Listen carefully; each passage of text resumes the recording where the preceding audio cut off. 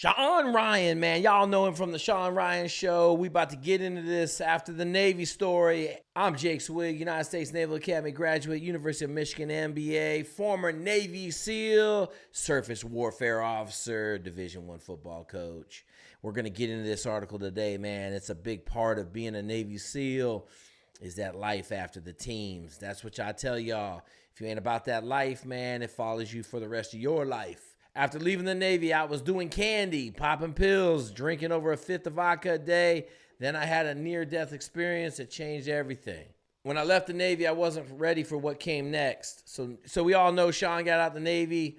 He didn't want to be like all the 42-year-olds with a dog and a bottle of Jack Daniels. He was struggling. He wanted more money, more fun. So he went over to the CIA. I'd been a SEAL for 5.5 years. After that, I worked as a contractor with the CIA, the Temple State High. 60 days on, 60 days off, sometimes 45 and 45. I was still running hard, living a hard fight or flight mode.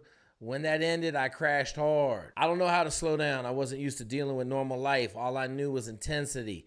I needed that adrenaline hit every day, and when I couldn't get it from missions anymore, I found other ways. I got into sleeping pills, Ambien, Valium, Xanax, Zazopan, you name it, I was popping it. I was taking it. On top of that, I was also using some opioids like hydrocortisone, tramadol. Eventually, I moved out of the country, started living in Medellin Cartel, the home of that white candy. That's where I really got into that candy. I would go into the worst neighborhoods I could find to score. I didn't really want it easy. I wanted to risk. I wanted to feel something. When that got boring, I'd go to another country and do it again. So we all know that my man Shawn was slinging some dope, and it was what it was. At my lowest point, I was drinking 2/5 of vodka a day. I know y'all are saying 2/5 of vodka a day. That's not possible. Let me tell y'all something, man.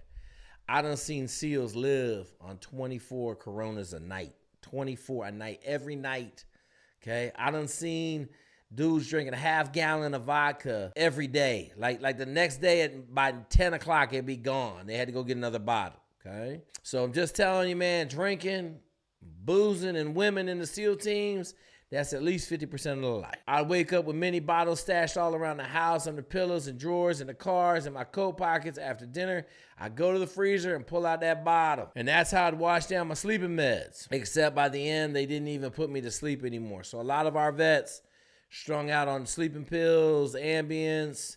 Then they take an Adderall to get up, man. It's crazy. Hey, like I'm going to tell y'all, reach out for the Brain PDF. So I got it. Shoot me an email. My bottle, send it right back to you. Lickety split. In the morning, I take a stimulant like Adderall or something else. I eat candy to start the cycle again. That was my life. It went on for years. Okay, understand this, man. There's a lot of former team guys that are living a hard life after they get out of the teams, man. A hard life.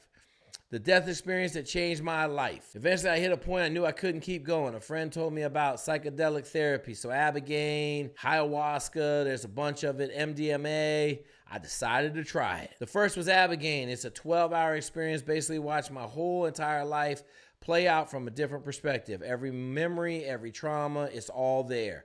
Hey, man, listen, if you're a vet, you're struggling out there, get help. Reach out, man. There's a ton of resources out there for you. Not all of them are necessarily dealing with the VA. We know that America loves to medicate, and medication ain't fixing these problems. Brain health and then getting your brain rewired and re back to center will help you out, man. After Ibogaine effects wore off, I did another psychedelic called 5-MeO-DMT. I don't know what that is. It sounds like acid to me, DMT. Sometimes called the God molecule. The trip described as an ego death or death experience. It was the most intense, intrusive thing that I've ever felt. I came out of it seeing the world differently. So listen, man, I've had a number of guys go down and do this and come back like the next day and say they don't drink anymore. They're not on drugs. They're not doing all this other stuff.